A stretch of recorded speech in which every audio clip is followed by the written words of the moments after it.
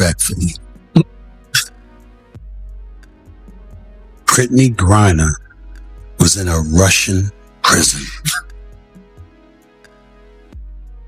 You would think that somebody who is now free, back in America on home soil, would not have too much to complain about. Hello and your support. Now back to the video. Yeah, she says right there, watch this.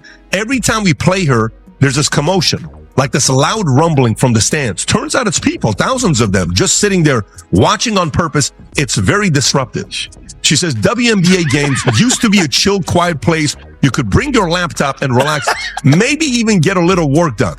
But now it's like there's large gatherings of people watching us from the stands. Some of them are yelling crazy shit about what they're seeing, putting unfair pressure on us to score, like we're there for their entertainment. You are. The whole thing is toxic. I saw a guy with his daughter in the crowd, both of them yelling, couldn't hear what they were saying exactly, but it was either my performance or some light racism. Hello and welcome back to WNBA Core. Today's video is going to be incredibly compelling as another massive story within the WNBA community has just broken. Make sure you stick around until the very end to get all the details. So without wasting any more time, let's dive straight into today's story. After Stephen A. Smith absolutely tore into Brittney Griner over her controversial racial remarks regarding Caitlin Clark, the Russian prison survivor seemed to think she could play the victim card over basic arena noise. But Stephen A. stepped in to remind her of some hard, uncomfortable truths that she apparently chose to forget. The counter-argument was so devastating that Griner completely lost her composure. Was it more embarrassing for Griner to get exposed for her racial accusations, or to have Stephen A. publicly remind everyone about her high-stakes Russian prison swap? Watching this unfold was truly unreal. The massive fallout that followed deserves its very own deep dive. Stephen A. Smith decided to deliver a sharp reality check that sent Griner into a complete tailspin. If you appreciate this content, please take a quick second to give this video a like and hit that subscribe button. Believe it or not, over 90% of our viewers haven't subscribed yet. It's totally free, takes only a second, and helps out the channel tremendously. Have you subscribed yet? Awesome! Thank you so much for your support. Now, let's get back to the breakdown. She literally said it right there. Just listen to this logic. Every single time we play against her, there's this intense noise, this loud, continuous rumbling coming from the arena stands. It turns out it's just thousands of people sitting there intentionally watching the game. It's extremely distracting. She went on to claim that WNBA games used to be a calm, quiet atmosphere where you could bring a laptop, relax, and maybe even get a little work done. But now, huge crowds of spectators gather to watch from the seats. Some of them scream loudly about what's happening on the court, placing unfair pressure on players to score, as if we are out there solely for their entertainment. Well, you are. That is literally the job. Yet she labeled the entire environment toxic. She even pointed out seeing a father in the stands with his young daughter, both cheering enthusiastically. She claimed she couldn't hear their exact words, but assumed it was directed at her play or was just some light racism. Light racism? In a recent interview, Griner openly complained about the surge in crowd volume and fan involvement that Caitlin Clark has brought to the WNBA. She specifically called out seeing a dad and his daughter celebrating in the stands and immediately assumed their excitement was either targeted at her performance or driven by subtle racial bias. Griner actually used that phrase to describe everyday fans getting excited about women's basketball. Just pause for a moment and imagine a professional athlete looking at paying fans cheering during a live sporting event and immediately attributing it to racial hostility. That level of paranoia and victim mentality was something Stephen A. Smith simply refused to let slide. Respectfully, Brittney Griner was locked up in a Russian prison. You would think that somebody who is finally free, back home in the United States on American soil, wouldn't find much to complain about, especially when it comes to something as positive as fan attendance. Fans in every single sport yell and cheer. Even staunch supporters of Griner found it impossible to defend her position because of the overwhelming lack of gratitude and tone-deaf perspective Stephen A. highlighted. Rather than acknowledging the valid point Stephen A. raised or showing appreciation for her current freedom, Griner doubled down on her victim stance and began attacking Stephen A. on a personal level. She accused him of not understanding her lived experience, dismissed his commentary as ignorant, and essentially suffered a public meltdown simply because someone had the courage to challenge her worldview. She seems to completely forget who the government had to release just to bring her back onto American soil, the Merchant of Death, an international arms dealer who conspired to target American citizens according to official reports. That is literally who was traded to secure her freedom. The irony of Griner's outburst is almost unbelievable. She complained that arena noise was distracting her from playing basketball, yet she generated far more noise and disruption through her own controversial statements and subsequent emotional reaction than any crowd ever could. She turned into the exact distraction she claimed to despise, a polarizing force taking eyes away from the actual game being played on the court. Stephen A.'s critique went much deeper than just the prison swap narrative, although that was undoubtedly the most piercing part of his broadcast. He also highlighted how Griner's grievances reflect a fundamental misunderstanding of what professional sports entertainment actually is. Fans do not purchase tickets to sit silently and offer polite applause. They pay for the experience to express their emotions, root for great plays, and build an electric atmosphere. The fact that Griner viewed fan enthusiasm as a nuisance shows just how disconnected she has become from the realities of professional sports across the globe. In every other league, athletes feed off crowd energy to elevate their play.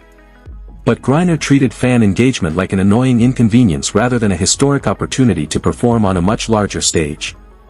This whole situation also exposed how unprepared certain WNBA players were for mainstream media attention.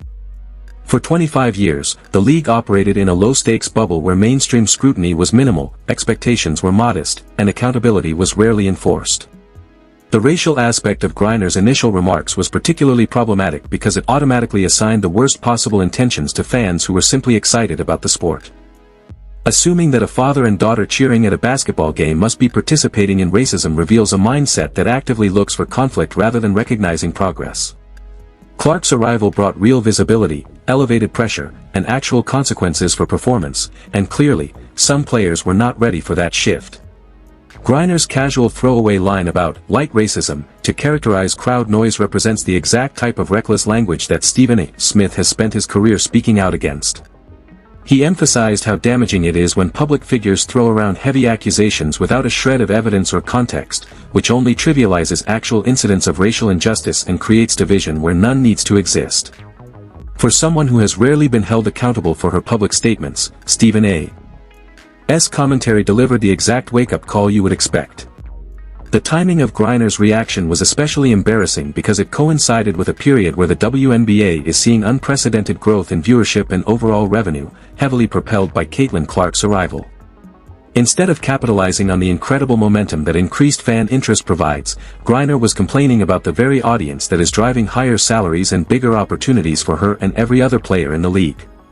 The prison rescue angle Stephen brought to light was exceptionally powerful because it underscored the stark contrast between Griner's grueling ordeal behind bars and her current complaints about domestic basketball fans.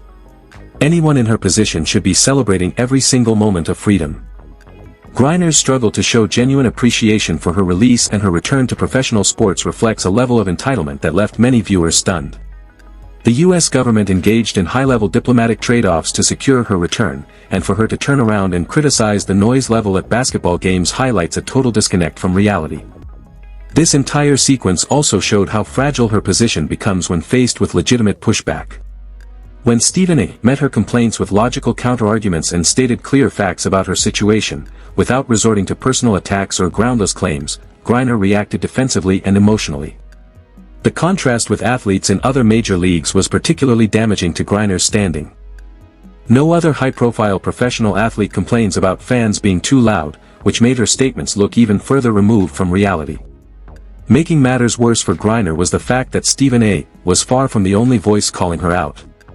Other media personalities, former athletes, and even select WNBA figures began questioning her statements and her overall attitude.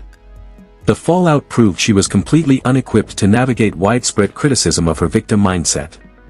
Critics noted that players across the NBA, NFL, MLB, and NHL deal with hostile road venues and rowdy crowds as a standard part of their profession. Griner's attempt to insert racial tension into a story about fan excitement was deeply counterproductive because it sidetracked the conversation from celebrating the league's record success. Instead of highlighting rising attendance and TV ratings, her comments forced everyone to focus on non-existent grievances. Stephen A.'s stance following her reaction was masterful because he stood his ground and refused to back down for pointing out obvious facts. He doubled down on his analysis and offered further context as to why her complaints were so completely out of touch with the real world. Rather than retreating behind defensive narratives, Griner should have addressed the obvious flaws in her stance. Most players and coaches around the league opted to remain completely silent rather than defend her comments, proving that even her peers recognized how problematic her position really was. The noticeable lack of support for her racial accusations showed that most people realized she had crossed a line. This whole controversy highlighted the difference between legitimate constructive critique and manufactured drama. Stephen A.'s commentary focused on real-world facts and accountability. The timing was particularly unfortunate for Griner because it occurred during a golden era when the WNBA needed positive publicity and broad cultural approval. While Griner was creating friction where none existed, the contrast between grounded analysis and emotional outbursts was clear to anyone watching. Her complaints about fan interaction and casual throwaway lines about racism are precisely the kind of negativity that risks alienating new fans who are tuning in for the first time. Stephen A.'s commentary also touched on the broader topic of athlete accountability in the modern media landscape. Griner's initial remarks were made publicly, yet her reaction when faced with scrutiny showed she was completely unprepared for the pushback. Stephen A.'s persistent reference to the foreign prison context was so effective because it provided a sharp, real-world baseline showing how minor her current complaints are compared to what was done to bring her home. The exchange also demonstrated how digital media can prolong and amplify disputes that used to fade away quietly. Instead of letting her defensive posts disappear, the ongoing debate kept the spotlight on her statements, making her look worse with every passing update. The most damaging aspect of Griner's reaction was that instead of showing maturity, perspective, or accountability, it seemed to reinforce negative stereotypes about entitled athletes who cannot take valid criticism. She doubled down on her grievances and lashed out at anyone who questioned her stance. Throughout the debate, Stephen A.'s approach succeeded because he avoided low blows and stuck to objective analysis and documented facts. He allowed Griner's own words and reactions to demonstrate the weakness of her argument while framing the broader picture that made her complaints look entirely unreasonable. The wider implications of this situation go far beyond a single player's comments. It exposed the tension between certain players who preferred the old, low-stakes environment and the WNBA's current push toward mainstream commercial success and high-pressure scrutiny. The controversy showed that some veterans are struggling with the intense spotlight that accompanies true popularity. While Caitlin Clark has demonstrated an ability to handle extreme pressure, media scrutiny, and physical play in a professional manner, Griner's response showed the exact opposite approach: defensive, emotional, and counterproductive. What made it even more embarrassing was that her emotional reaction turned what could have been a brief one-day story into a multi-day national talking point. The prison rescue context will likely follow Griner for the rest of her public career due to her inability to demonstrate proper perspective and gratitude. Stephen A. made sure that connection was permanently highlighted, and Griner's subsequent reaction only validated his core point about her lack of appreciation.